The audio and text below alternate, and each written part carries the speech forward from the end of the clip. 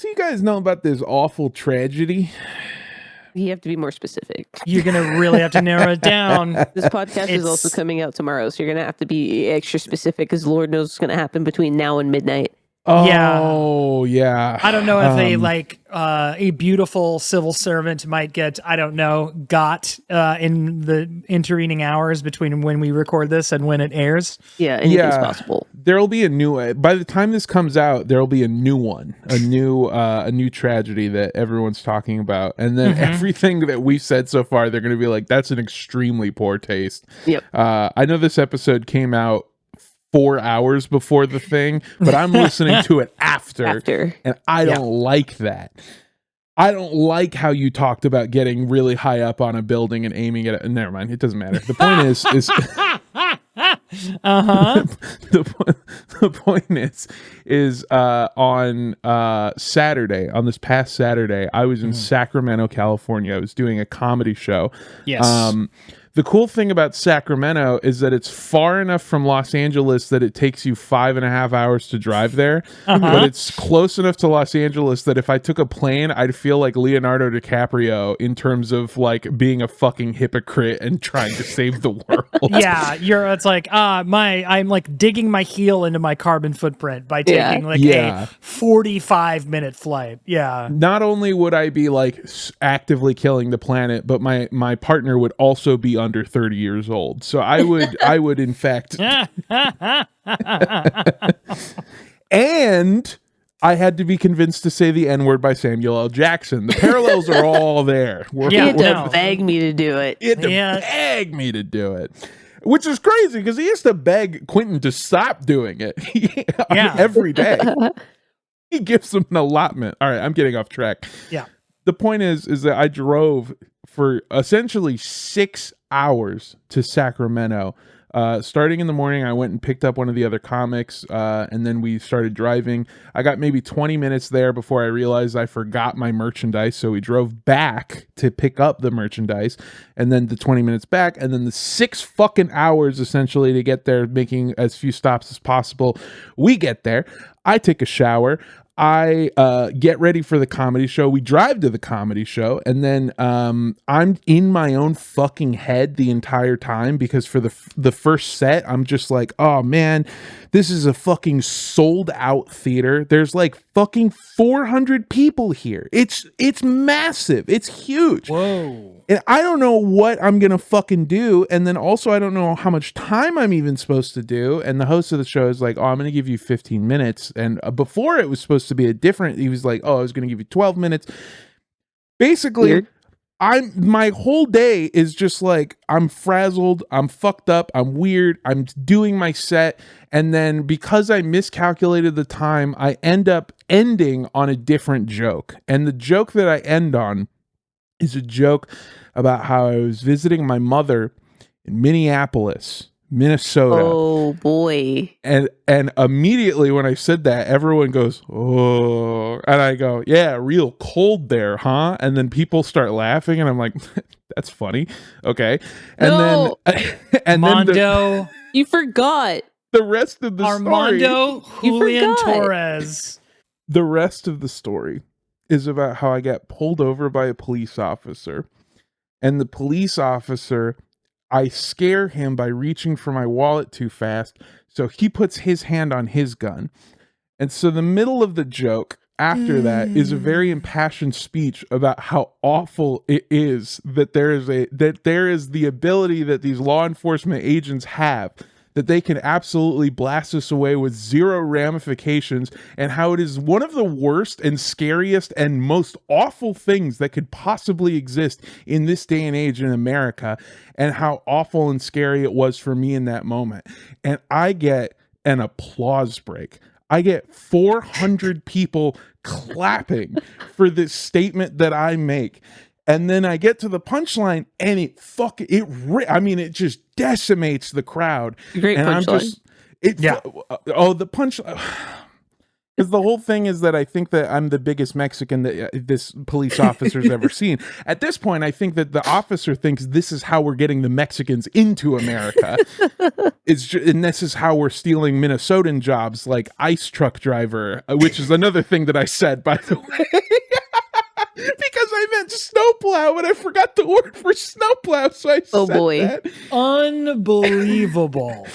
And then at the end of the joke is because the noise that the cop makes when he put his hand on his gun, because he's from fucking Minneapolis, is he goes, "Ope." And I get, are you fucking ope? That's the last thing I could have heard was ope, and then bang, and then 15 smaller Armandos run off into the night like a freedom pinata. And that gets a huge applause. I realize that my time is up. I end my sound. Thank you so much. I've been Armando Torres. You guys have been incredible. I head off stage, and then both of the other comics are sitting back there, and they go, "That was really bold." And I go, "Oh, what are you talking about?" And they go, the Minnesota joke, that was really bold. And I go, "Yeah, I know. I mean,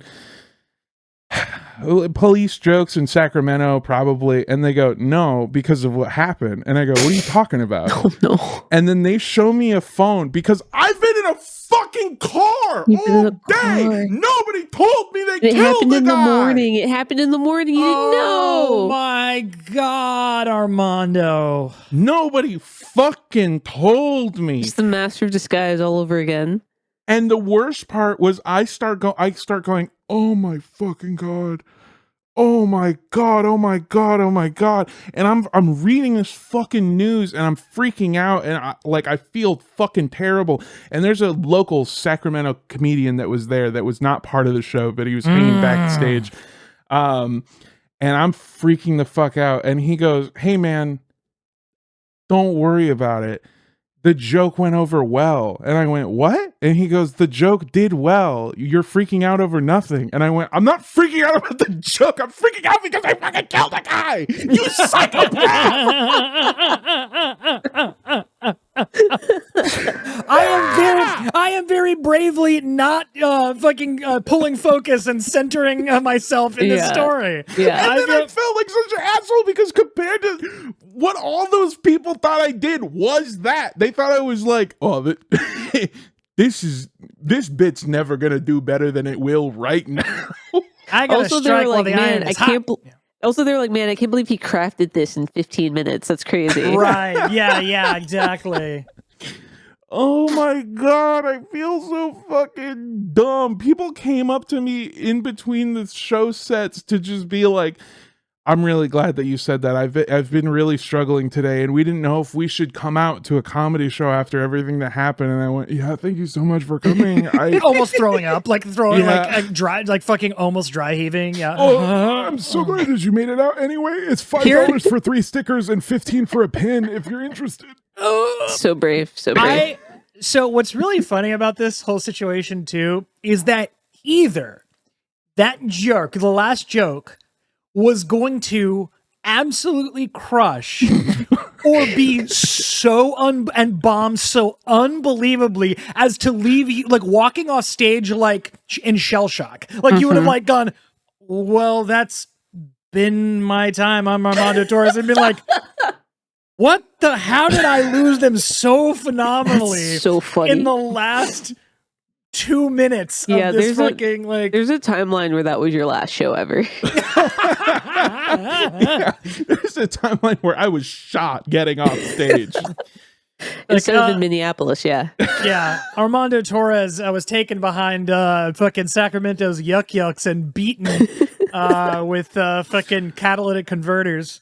God, I had no fucking idea. I felt so stupid. The whole fucking night I felt so stupid and also sad. And also, that's such an emotional whiplash, by the way, to go from like, "Oh, I can't believe I did that," to 5 seconds later turning to everyone else, including the other comedians, and being like, "Why are you here right now? We should be in the streets." We should all be rioting. What's going on? This is not protocol. What? Dude, like what y'all didn't put out an Instagram statement beforehand of the show, so I could at least have known about this when I went to go retweet the link to get tickets last minute. But my favorite part is because I got hit by a round fucking 2 because the very next day on Sunday I start driving back and I get a text from Mr. Andrew Roses. Uh-huh. Andrew, what does this text say? Oh, let's go to the tape, shall we? I text on Sunday. Love going medium viral on Twitter and waking up to actual Nazis in my mentions. To which Mondo replied, "No question mark. What?" Just one singular word. What? What? So to throw some context at them, I had a tweet go pop off a little bit. Which was a picture of Brad Pitt and BJ Novak kneeling over a Nazi from Inglourious Bastards, having just carved a swastika on his forehead, with the caption, "This is the moderate position." And wouldn't you know it, on the Nazi social media website, that might have incurred some backlash from the world's most well-adjusted individuals that we could possibly wrangle in one platform. Yeah, the world's loneliest men, rightfully so. You don't actually behave this way and talk this way and feel this way if you've ever felt love in your life. No, you really don't. And so all you can assume from this is these people have never had anyone care about them. Oh my God. And then I was confused because at first I thought it was a Blue Sky screenshot. And I was like, are you serious? And then I saw the little x.com, it's Twitter, I'm calling it by its birth name. Because that's the name that its father gave it, and that's the name I'm going to call it by, the Twitter logo. And I was like, oh, wow. yeah. That's wow, because dead naming a social platform. Yeah, no, that's the name who's the guy that made it? Jack Dorsey. That's the name Jack Dorsey gave it. That's what I'm going to call it. I don't care what Elon tries to change it to. Its name is Twitter. Yeah, I said it's because you posted it on the Nazi website. And then I said, BRB, logging onto Twitter for the first time in 3 years to reply with the Hitler suicide, follow your leader picture to all these. And I tried to write fascists. And I spelled it wrong, which I do often.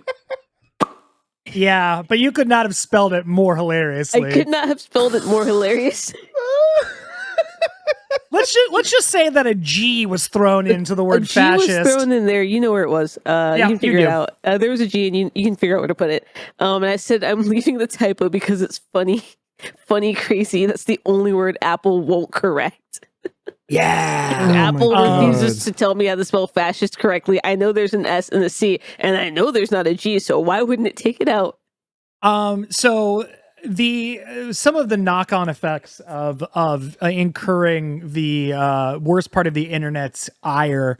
The funny part is that, again, like, people with like 50 followers are replying to me, sending me emails to my personal website with let me read you one of these messages. Well, I'll have to bleep. Message. You are a Jewish You're about to be the next one. Now, first of all, sorry, that was meant for me. I accidentally put it because that is accurate in a way. That's his daily affirmation. Sorry about that. I have that written above my mirror. Yeah. And I like to look at that every day. And then, time goes by. Again, people are like duking it out in the replies, which I love because I haven't done anything. I'm just like, let these fucking losers, hack away at each other. Because Twitter also Nightmare, also known as X, allows you people will add you to lists, like lists of accounts that they like, you get playlists essentially for people's content. And a user called Caucasian Persuasion, I wonder what their thoughts and views are. Well, you can tell because they added me to a list called, again, this is just going to be a series of bleeps, but use your imagination. You could not be farther off with the bleeps. You could not. They sound on for me. All right, here we go. I'm going to tee up on a list called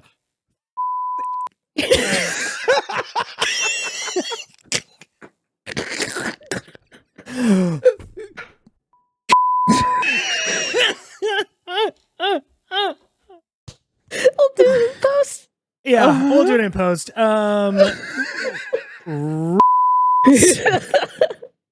And seething cope. And what's so great is that individually we all make up one of those social groups. Yeah, it's like a Captain Planet of this podcast. Oh my god. Yeah. Then the best part is that you go to these lists and the people who have made them, again, like have 50 followers, no one follows the list. Just, again, America's loneliest dim bulbs putting together this stuff. People who have never felt the touch of a woman or the like love of a parent. They're just, it's really incredible fathers stuff. Have never said, "I'm proud of you." Or said anything. They went out for cigarettes, came back home, lit one, put them out on the boy, and then left again. Oh, JD Vance style, yeah. Yeah. John Wayne Gacy, progeny JD Vance. Can I tell you the two responses that I keep doing at people, because I showed you guys one of them. I shared something about and it wasn't even that fucking radical. It was just like, this isn't about illegal immigrants. They're using this as an excuse to create a police state. And a guy responded to me and said, "Pronouns in bio checks out." And then I just replied, "Sorry, ma'am." And then he blocked me immediately. He blocked me. He didn't want to have thoughtful discourse about no. This is my other favorite one, and this one I just did it publicly for the first time because I realized I'm about to drop it on the podcast. But this is the one that I kept fucking getting as I was sharing stuff about ICE being bad and how awful it is that they killed a person. Yeah. And I saw this on your response too. Is one of the replies is a guy said, "Aren't y'all 0-2 right now?" And then I just shared a picture of Charlie Kirk getting shot and said 1-2 actually.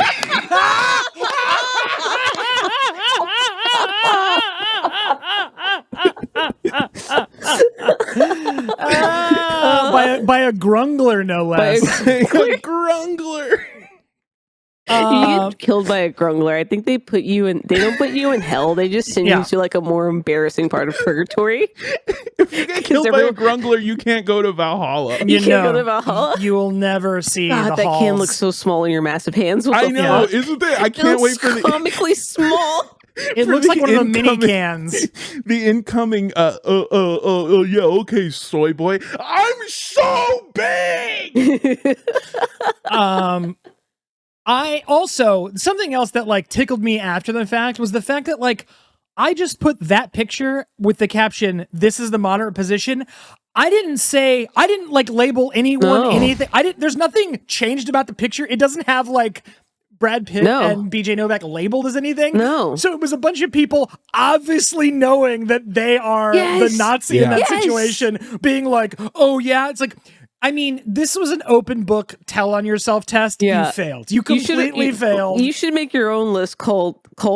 You should make your own list that's just telling on yourself and just put them all on it. All your reply guys on it. And you know what else, man? You know what else felt really good too? Some of Twitter's big titty goth Latina baddies be liking that tweet. So I know I'm on the right side of history. That's why they're mad at you, because they want them. Every right wing Nimrod wants a big titty goth Latina girlfriend. Everyone knows that. Yeah, and they don't get them, and that's why they become like that. Yeah, exactly. Because they're just absolutely unapproachable. Yeah, they destroy the thing they can't obtain, so no one can have it. That's what losers do. Yeah. Oh my god, dude! It's so it makes me laugh so hard. They think calling names is still it hurts. Yeah. Does that they think that hurts still? I don't know why. Yeah. And I know that calling them names back would hurt them because they think it hurts. Oh, yeah. Masters of projection. Yeah. You don't realize how easy it is to just hurt your feel. You're just giving me the key. Just do, anytime you do a thing to me, I can just do it to you, and then you get mad at me. Yeah. That's why there's nothing more better in life than being a queer person and calling these people slurs. It's the most fun thing. It's the funnest thing in the world because they have no recourse back. No. Because they're like, I was going to say that. And it's like, well, now you go home and think about that. Yeah, go home and think about that. I also love it. It's like, You go home and think about that. It's also like, you think calling me names can hurt? I've had a person love me and then fall out of love with me. Yeah. Something you'll never know. experience. You'll I never don't know experience. Yeah. I have experienced the highs and lows of the human experience. Mm-hmm. Something, again, you will never, ever even like get a whiff of. So names mean nothing to me, dog. I have had heartbreak. I have climbed to the top of the mountain and fallen down. You cannot hurt me. I've had food more impactful on my life than your comment right now. Like, you fuck off. Oh my God. I've had expired shrimp that wrecked me more than you. Yeah. I literally, back when I used to do the is it problematic, we'd get people not getting the joke because fascists aren't funny. And they'd be like, oh, woke, and I got one comment that was so painfully stupid to the point, and also to my point, don't remember what the comment was, but they said something, and I replied, oh no, like, that's actually the joke. And then they said something else, and I was just like, you know what? One day you'll be dead, and everyone that you know will be dead. And no one will remember who you are. And the people who do remember who you are, they will be dead too. And then those people will die. And your name will be lost to the sands of time. And you will have gone, having given nothing positive to this world, created nothing, done nothing, but done nothing of value, lived a life worth no value, and be gone and lost. And then your matter will become different particles. Hopefully something in the universe that will be good. Maybe a star, maybe a child. I don't know. Yourself. I didn't say that part at the end, but I did say the whole thing of like, it was very well written of the like, hopefully one day your matter will be recycled into something good that matters and will actually impact the world. And then he was like, yeah, well, and I just kept copying and pasting the exact same reply to him until he stopped replying. And I know he thinks about it. I know he thinks about that not every day, but at least once a month he goes, I haven't contributed anything. She's right. Yeah, he wakes up in a cold sweat to those words. Yeah. And he could just to better himself and prove me wrong, but he's a little bitch, so he's not going to do that. As he reads your words and they haunt his soul, and he cries looking at his own computer screen as he adds your name to a Twitter list called Beaners, and then yeah, he completely misses the point again. Oh yeah, like all the people telling me I'll never be a real man. Thank you. Holy shit. All right. Are you guys ready to add this podcast to a list called Helping People? Yeah. All right. Let's get in on it. Welcome, everybody, to the only relationship advice show guaranteed to ruin your relationship. It is Boyfriend Material. Yeah. Woo! Yeah, I am your woke soy boy host, Armando Torres, and goiming me as always, we have... It is your favorite kind fellow that you love, boyfriend Andrew Rosas. And it's me, who, unlike the other two hosts, isn't a... So like, I don't even know what I'm doing here. Oh my god. I'm so glad I was reminded that button works. I just love this button. Oh my god. I don't know. I really do think that censoring curse words makes it way funnier. Oh, I don't know why. Way funnier. Oh my god. Like censoring non-curse words is funny. Mm-hmm. I mean, absolutely. Always. Arrested Development is funnier because they censored the curse words. Yeah. And they would like do weird hand movements to block them cursing. Like Job would go, oh yeah, well you fucked up. And like, he would put his hand in front of his mouth and point to cover. Yeah. One of my friends, Julia listener of the show, what's up? She'll censor words like she'll say like "love you, dog," but then just censor the O in love, and I'm just like, yeah, hell yeah, it's a bad word, and you shouldn't say it. Like, she sent him a picture of Charlie Kirk shot in the neck. It's so fucking funny. Unbelievable. Yeah, no. Stupid. Also, you know, also 0-2. Hold on a second. We're still getting the numbers in from World War II. Still getting the numbers back in. Idiot. Yeah, Nuremberg called. Nuremberg is still numbers outstanding from the Nuremberg trials. We're still waiting to get those numbers in. Precinct hasn't reported. It's so look, you know what's so funny to me, and I'm sorry that I'm changing the subject now, but you know what's so funny to me is that all of these fucking replies are still somehow the second most embarrassing thing that I've ever heard in my entire life. This weekend. The first one was I was doing a show, and part of the show was, you know, getting high as hell. Nice. And doing some marijuana. And one of the people that was there with us was super high, and I realized get super weird when they get high. Weird how? I wouldn't know anything about that, Mondo. Well, okay, here's the thing. Before I rip on this guy, I like this guy. Me and this guy are friends. And we talked about this when we were sober the next day. And I don't think this is going to necessarily hurt his feelings. But he got high and then started doing things that I feel like I would be afraid I was doing when I was high. Oh, you know, no. like here's No. No. I'd kill myself. Here's a prime example. At one point, we were so high and waiting backstage for the next part of the show to start, and to pass the time, he started beatboxing with like his, but not like beatboxing like a boom boom boom boom boom. He was with his whole chest beatboxing Billie Eilish's Bad Guy and going like boom, boom, boom, and doing like the weird thing where he can like make the bass tones with his throat. You know what I'm talking about? Yeah. Oh, Which yeah. is super impressive that he can do that with dry mouth. It was pretty impressive.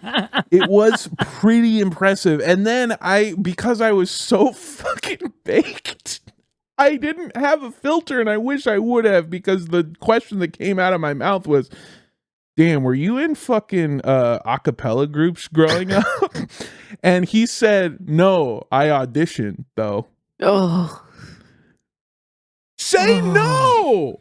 I would never admit that to another human being in my entire life. No. Were you in a cappella growing up? No, but I auditioned.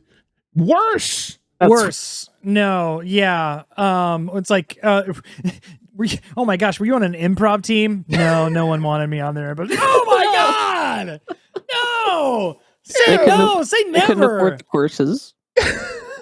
The worst part about this story is that afterwards, the next day, I was driving home with a different comic, not that one, but a different comic who was on the show, and they were like, yeah, you kept asking him about his beatboxing, and honestly I was confused because it wasn't even that good. And I was like, what are you talking about? And they were like, oh, I'm really into beatboxing. Here, let me show you some videos. And then they pulled up YouTube videos showing me better beatboxing on this 6-hour car ride. Oh, no.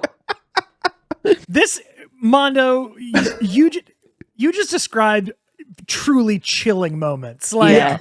I expect like Robert Stack to walk out and like in a trench coat and talk about this, because that is bone chilling stuff. Like, Both of these things you are start the looking how like what the speed limit is and how far away you are from the fucking destination. Like, oh, okay, I think we can push 80 here. Let me see. I'm actually slowing down so that I can jump out and not fucking hurt myself. Yeah. Both of these things are so much worse than anything you've ever done. And I say you as in like the general you, because I know all of you have never done anything while you're high that is this embarrassing. This is the worst thing anyone's done while high. Yeah. Or sober, because the second part of like, it wasn't even that good, because I know good beatboxing, dead sober. Oh, you unlocked a memory that I forgot I had when you said the improv thing. And this is a complete tangent, apropos of nothing, but I think you guys will like this. When I was touring colleges, my senior year of high school, I went to, is it the University of Florida or Florida University? That's the Gators, whichever one's the Gators. And I did get a scholarship there, but I hate Florida so much I didn't go, and now I'm $50,000 in student loan debt, and I stand by it. No. That, you know what? Fair trade. I'd be a worse or dead person if I went to college in Florida. Like, come on. One of the things that they had when they were showing us around, because they do the normal things, they do like, oh, this is what the dorms look like, and this is our athletic area, and these are the classrooms, and blah blah blah. And one of the things that they had, because it was an overnight thing, was they had an entertainment night, and the entertainment was the school's improv team. And it was like, okay, here's the weird part.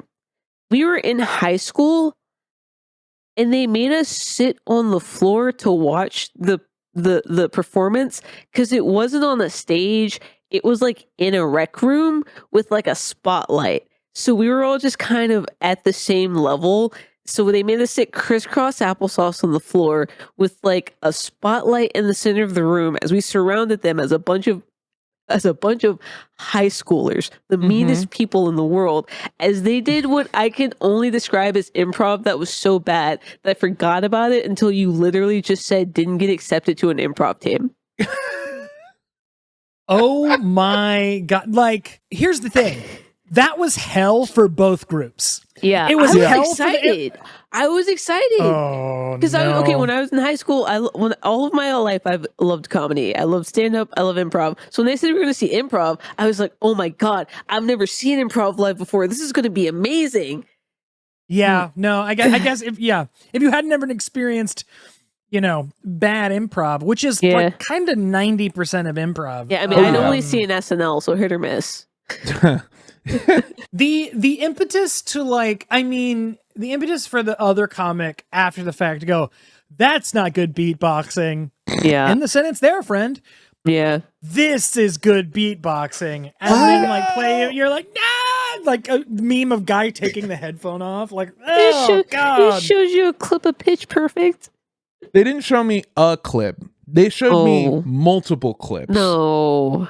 And the only one that I liked was a clip of a dad and a daughter who were going back and forth beatboxing. And also, I was driving, so I wasn't watching the clips. I was just listening so much worse. You're just listening to mouth noises. I'd die. Yeah, I would have run us off the road. I was listening to my music, and they turned it off to put on beatboxing, and then went, can you believe they're making all this noise with their mouth? And I was like, I can make better noise with my phone. Stop this. I don't want this anymore. That should be illegal if you're the driver. If you're the driver and it's your car and you're driving and you're listening to your music, you cannot turn off the thing for the driver so that you can then show a video format to other people in the car. That's insane.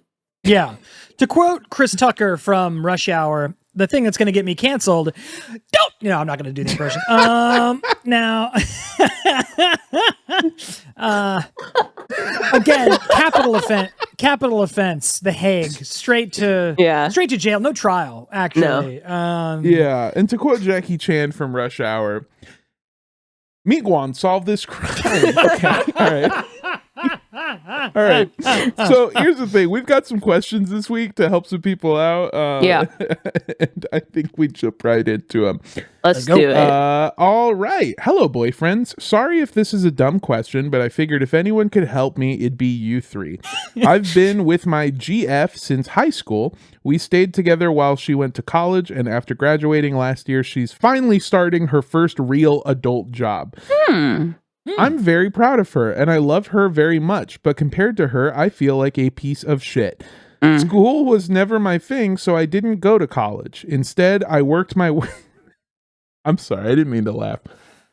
Instead, I worked my way up to manager of a Wingstop, and sometimes I drive for Uber. Sick. She has never said anything that makes me think she thinks this, but I feel like she's way too good for me, and eventually she'll dump me for a more grown-up guy.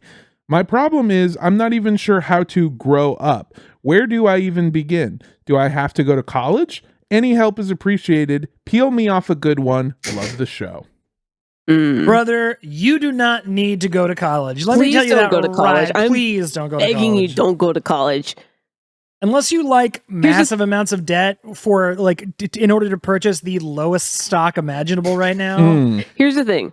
2 of the 3 people on this podcast went to college, and 1 of the 3 people on this podcast has a job with a W-2. And those are two separate circles, is all I'm going to say. Yeah, that is not a MasterCard logo, friend. That is two binoculars. Those are two separate circles. Yep. So let me wave you debt, off of getting a degree right now. The only debt that I have that Armando has is debt to the IRS for making too much money. All right, that's what not going to college gets you. And the debt that I have is making me download betting apps to say, hey, how could it get much worse? This question made me think of something that I haven't thought about since, ironically, the last time I got super fucking beyond this world baked. So like this weekend? Cue beatbox music. Yeah. It got me thinking. Rozelle. Okay. When I was younger, I would watch movies and TV shows where they would obviously show a child, like a child playing a child. And then they would time jump, and that actor would be replaced by an adult actor to play the same character. Yeah. And it happens all the time. The kid who plays Anakin is not Hayden Christensen. You know what I mean? Like they obviously had to recast Anakin. The only time they do that is in the French movie Boyhood. Yeah, because they filmed this poor child for 19 years. Yeah, which is insane. Yeah, but it has to violate something, right? I don't know. There's something. Really? Is that a good movie, or was it just insane to make, and that's why they just had to give it an award? I don't remember it being an especially good movie. It's just oh yeah, you just filmed the kid for 19 years. Okay. Yeah, I mean, watch that shit. Yeah, it's a real slice of life type thing. It's there's no real plot, really. No. It's just kind of an interesting document. Yeah. Which is but I'd rather watch one of those YouTube videos of a guy that's I took a picture of myself every day for 50 years. Those are cool. Those are sick. Yeah. Those are sick and fucking awesome. But can I tell you what else came out in 2014, the same year that Boyhood came out? Captain America: The Winter Soldier, Whiplash, the first John Wick. Fuck! Yeah, the Lego movie. Nice. The Interview, a movie I still like. Kingsman: The Secret Service. Yeah. The Maze Runner, Guardians of the Galaxy. My point is, fuck Boyhood, because I was busy watching those movies trying to get a hand job in a movie theater. Okay. Yeah. You can't do that during Boyhood. It's really hard to get a handy and be like, wow, this is really his whole life, huh? That's crazy. Oh, fuck. There's a part in the movie where he also tries to get a hand job in the movie theater, and it would have been too meta. Yeah. Maybe I should watch Boyhood, actually. The Winter Soldier tries to give a hand job, but it's too cold because that metal is just Dickskin freezes to it like fucking Christmas Story and the kid in the flagpole. Well, it is an adamantium hand, so Recalling my cum like Captain America's shield. I want it. I get it back. What are we doing? My point is that when I was younger, I thought there would become a moment in my life where I would have been recast as an adult man. And the character that Armando Torres was when he was younger would be dead and gone and not a person anymore. And it would hard cut to, I don't know, somebody like Dwayne "The Rock" Johnson, and he would have his shit together, and he would be super cool, and he would know how taxes work, and he would know how to balance a checkbook, and he would have a job that allowed him to take 2 vacations a year. And instead of being recast in my lifetime, they just gave the kid more money. And now that kid does stuff like buy food on fucking payment plans. What? Yeah. So it's less of you getting recast and more of how they went from That's So Raven to Corey in the House. Yes. They just gave me more different plot lines. I always thought that growing up there would be the moment where you grew up. No. Right. No, you just get new DLC. You just like you get the expansion packs on life, and then one's called like relationships, one's called like finances. And you just kind of have to like, expand your skill tree a little bit more. Yeah, which sucks. It's a scam. I wish I could just get swapped out. That would be much more preferable. Mm-hmm. Yeah, I feel like whoever they swap me out with is going to be more competent. But if this is what it is, then I'm just like, oh, so no one knows how anything works or why anything works or why any of this at all. And everyone's just pretending and lying to kids. And that they only know about as much as that kid does as well, probably. And then those are just the people flying planes and driving buses and making the world go round. Yeah, it also doesn't help that your entire life, you're kind of taught that like life is a game with an end goal, which is the job, the job and the family and the house.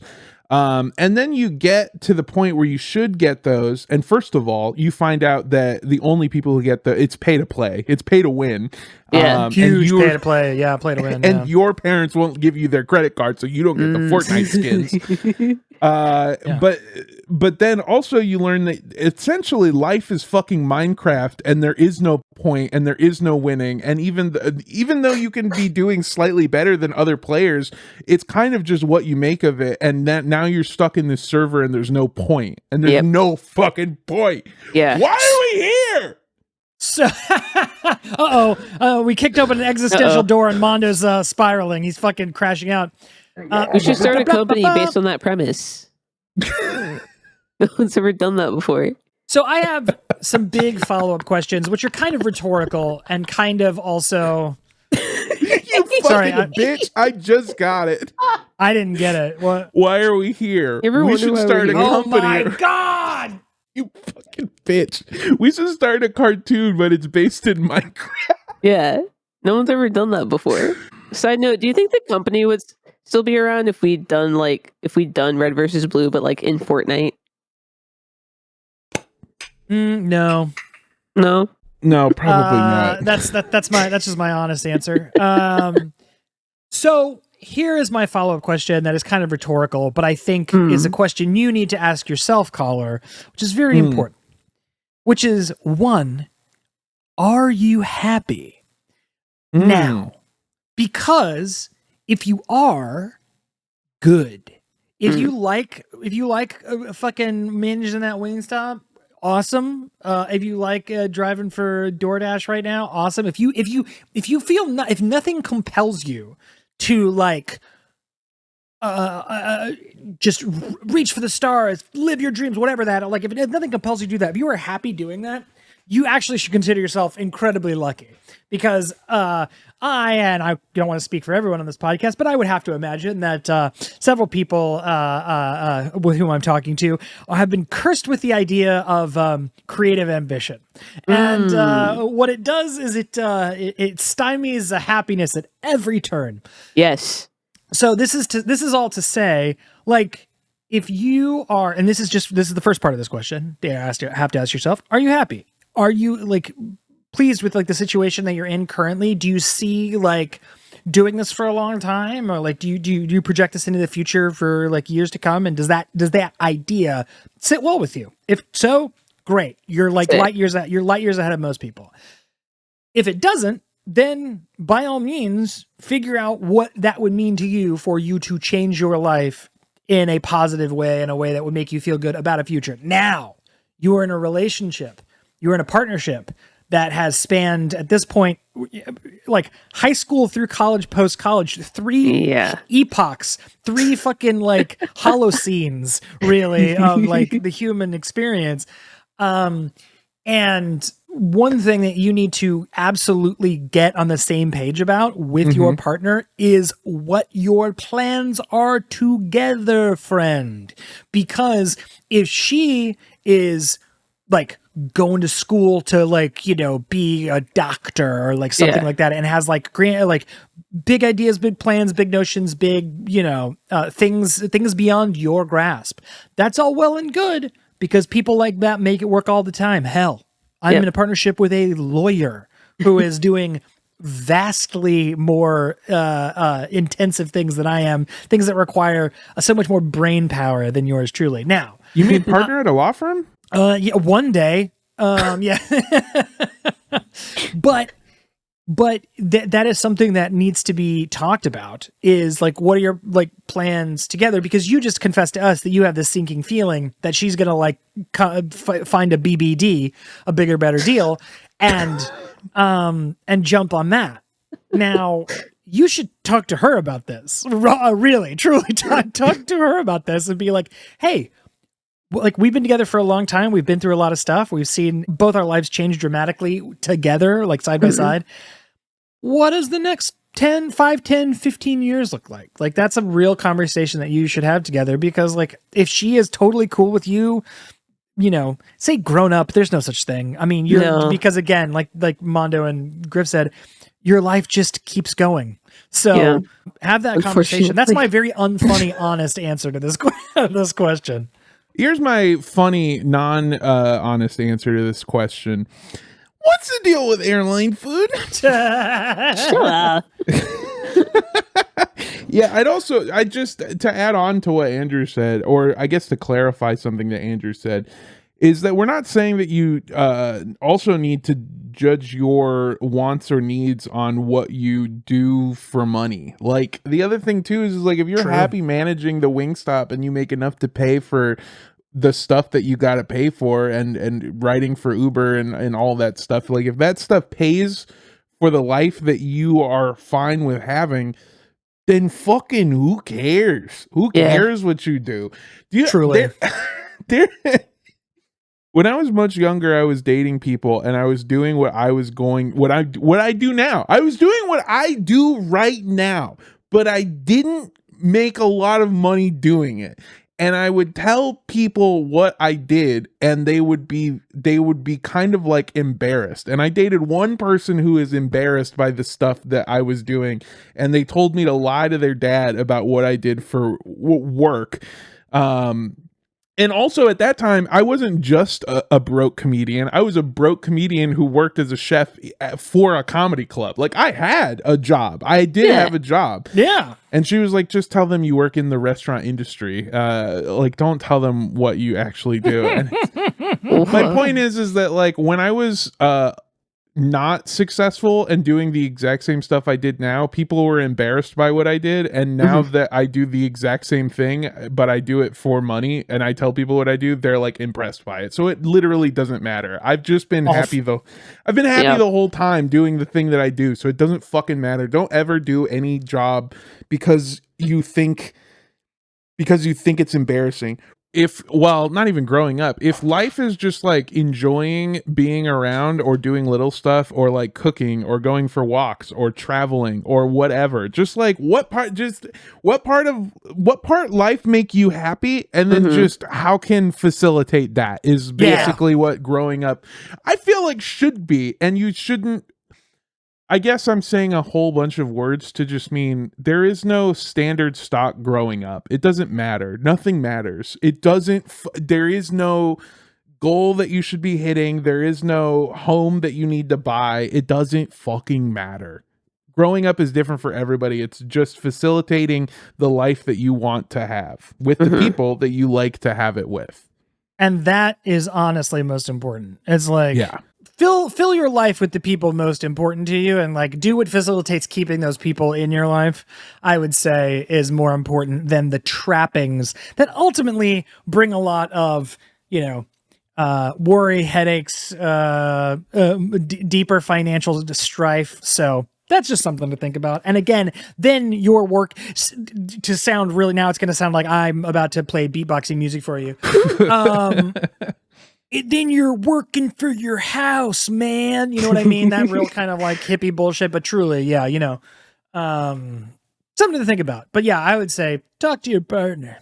Talk to your partner. And if you want a boyfriend material actual answer, one that isn't genuine or serious, just get a bunch of stuff that makes you seem like a grown up. Just get some fucking stuff that says like live, laugh, love. Just get like get a fucking humidifier, get an air fryer up in that bitch. Get one. one really nice piece of furniture that isn't from like IKEA. And then That's tell all everyone we about have. it every time they come over. We have a $4,000 West Elm couch that we've spent so long paying off, by the way, because I don't even think it was $4,000. I think it might have been more expensive than that. Oh. This couch is the most expensive piece of furniture that we own in this house, and we tell everyone about. We go same. My couch too. Yeah. That we go. The house is really nice. You know, we got the TV up there. This is like my mom's like vintage furniture. It's really nice. That's our $4,000 West Elm couch that you're sitting on. Yeah, that's what we call a forever couch. It's like this will need to literally be unsittable for it to be replaced. Like literally had to justify that this couch is like you said a forever couch when I purchased it, not only to myself but to my mom who paid for most of it. Because I was like, here's the thing. I know it's $5,000, but it is infinitely expandable. So if I move to a bigger place, I can make the couch bigger. Also, each part is modular and they sell covers forever. They've been around 20 years. They're not going anywhere. It's a sound investment. I'll never have to buy a couch again. Also, you guys have sat on that couch. It's comfy as fuck. It's very comfortable. It's also, if you don't want it as comfy, they charge you less money. It's awesome. So I bought 3 comfy seats and I bought 2 ass seats to use as the ottomans. Yeah. And like it's a good sit and a good sleep, which is important in a couch. So it's good to sit on and some, Yeah, growing up is just caring about very specific parts of stuff. Get a love sack. Yeah. It's all about having weird fucking opinion. Growing up is when you have the opinion on the firmness of mattress or pillow that you like. And you will talk about it in depth, like when we all realized we got the same firmness of mattress, not sponsored. Yeah. Bleep that one out too. Bleep that one. Bleep out no free advertising. Yeah, Casper Purple. You know what I said. So that everyone's just like, oh wow, did they get an F slur bed? I don't understand.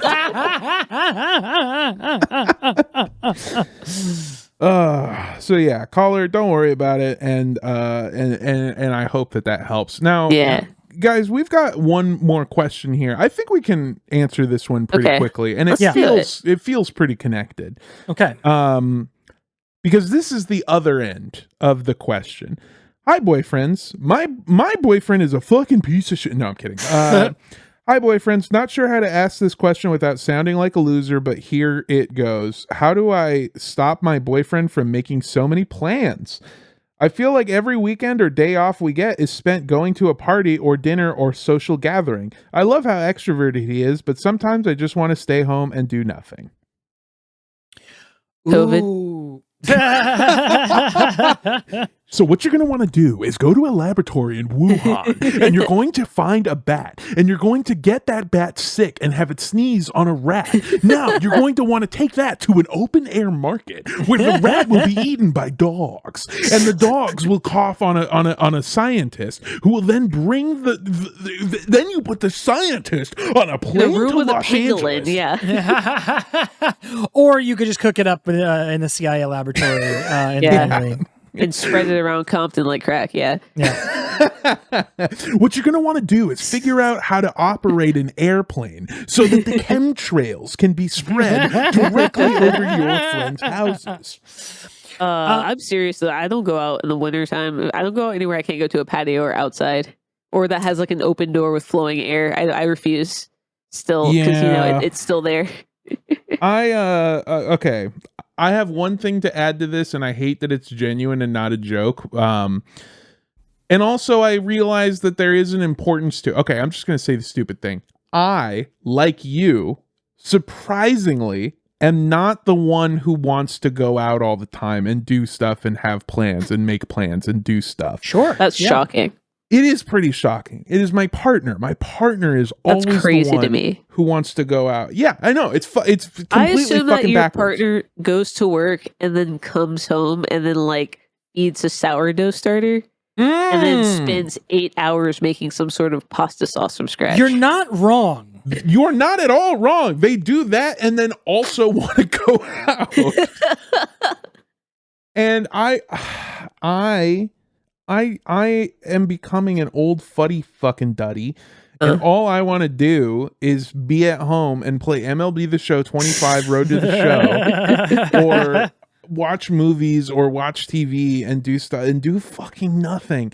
Yeah. But you know what I started doing is I started treating it like jumping into the fucking pool, because from the outside of the pool, from the outside of the event, it seems like the worst fucking thing in the world. It seems like I'm going to get cold. It seems like I'm not going to fucking have fun. And it seems like I'm not going to like it. But once I get in there, I fucking love the pool, dude. I can't imagine not spending all day at the pool. The moment that I decide to just like get up, put on clothes, get dressed and go out, I always have fun. I always have a good time. But man, do I fucking hate convincing myself to get up and leave the house. Yeah. That sucks. Yeah, 100%. I am of the well, and I imagine also, Mondo, you and I probably share something a little bit like this, which is like penis. Yes. And we share one.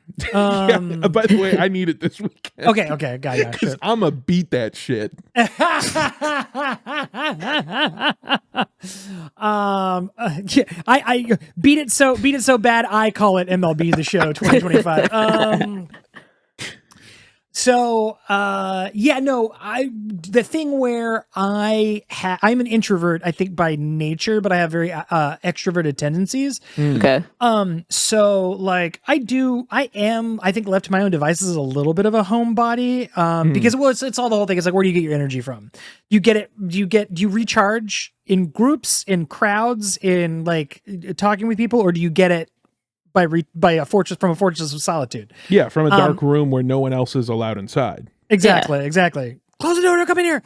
That type beat. That one.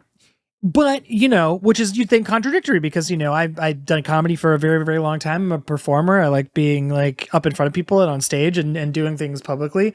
But guess what all of those things are? On my terms. Yeah. So the thing of like plans, it's like, okay, we're going to like your friend's roommate's birthday party. I know 0 people there. That sounds like death to me. Yeah. But not really, because again, like I've also share Mondo's sentiment, where it's just like, from the outside looking in, that stinks. But then when I'm there, it's great. Like once you get in the pool and start swimming, it's not cold anymore. All that is to say, though, caller, you asked, how do I get my boyfriend to stop making plans?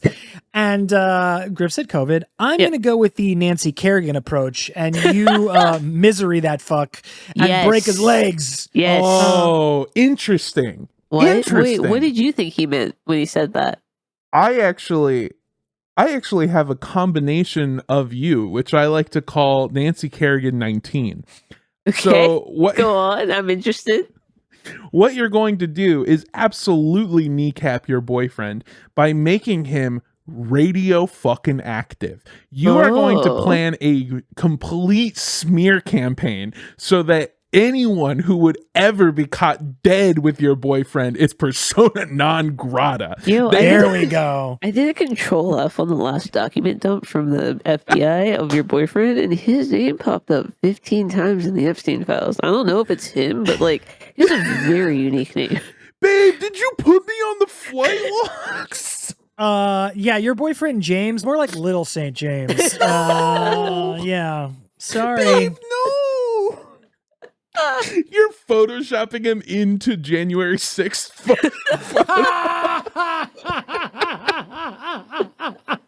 You're making fake ICE identification cards and leave it around all your friends' houses with your boyfriend's face on. Oh, get a fucking like thin blue line sticker, put it on his car. Oh. Hey, can you go grab something from Kevin's room? Yeah, it's in the back closet. And when they go in there, they just see like a very well decorated case with a pristine clan robe inside. You tell your friends, yeah, he played me a bunch of good beatboxing and a car ride, and it turned my music off to play me YouTube videos of beatboxing. I'll be like, oh my god. Randomly send his friends pictures of Nazi memorabilia and be like, I saw him bidding on this on eBay. Do you know what this is? Dude, I was gonna forgive the Nazi shit, but that beatboxing stuff is too far. That was one toke over the line. No. Not even once. Yeah, if you make no one else want to hang out with him, two things will happen. One, no one will ever force you to go to a party ever again. And then two, your boyfriend will never want to leave the house either. So you will win-win. And also will trust no one. Will not know why this is happening to him. And will only need you for everything. Yeah, it's a win-win-win. Yeah, it's airtight. Much like your apartment will be. Because he will not be able to leave that place. It will be hermetically sealed. Yeah. I think we solved it. I think we did. Hey, do you want us to help you commit maybe one of the most egregious crimes known to man in the planning stages? Well, then why don't you send us your question, your relationship question, whether it be dating or family, friends, whatever you've got. As long as it's between you and another person, you can hit us up with your question by sending it to midnightsnackcontact@gmail.com. You can also send us a DM to @midnightsnack.tv on Instagram, but @midnightsnackcontact@gmail.com. That's going to be the best place to make sure that we get the questions. Don't be afraid to send in questions, especially because we are running low on the big stockpile of questions that I have. We still have some, but also I want them to be sent in. And especially, if you've got any Valentine's Day questions, it's coming up. Please send some of those to us so that we can do them throughout February. February? How do you pronounce that? February, yeah. But no one says it like that. Everyone says February. February. Send us those. I saw one that was in the email already, but I would love to get some more. And that'll be very nice for us. midnightsnackcontact@gmail.com. Hey, do you want to help support the show? You can go to www.racistgofundme.com. And if that's too embarrassing to have in your search history, go to bigoldcocksanddicks.com. Wait, Andrew, you should put that as your contact so all the racists can just give us money on Patreon. So all the racists have to type in big old cocks and dicks to try to call you a slur and then just see our smiling faces. Yeah. Oh, that's not bad. I should redirect that. If you don't want any of those, you can also go to patreon.com/midnightsnacktv. That's the best place that you can go to help support us and support the show that we make. Turns out we do taxes now. Isn't that a fun thing that we're doing? One of my favorite things to do. I love it. ICE isn't going to fund itself. God, it is so fucked up. I know we've been joking about it for months, but like I'm starting to see people be like, what if we didn't pay taxes as a form of protest? And I'm like, yeah, what if we did that? And that sucks. That'd be cool. Yeah. I think that'd be cool and fun and hot if we all just did that. They can't audit all of us. Especially with what they've done to the IRS. Exactly. Yeah. There's seven of them. There's like 6 guys. Yeah. Yeah. And one of them you're rolling the die. And one of them is the last caller's boyfriend. So fuck him.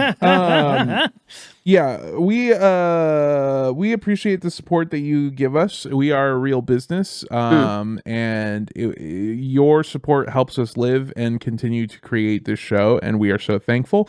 If you go to our Patreon, you can watch the archived streams, the live streams that we did from RV There Yet. Well, maybe, possibly, one of the funnest games I've ever played that I also despise with every ounce of my being.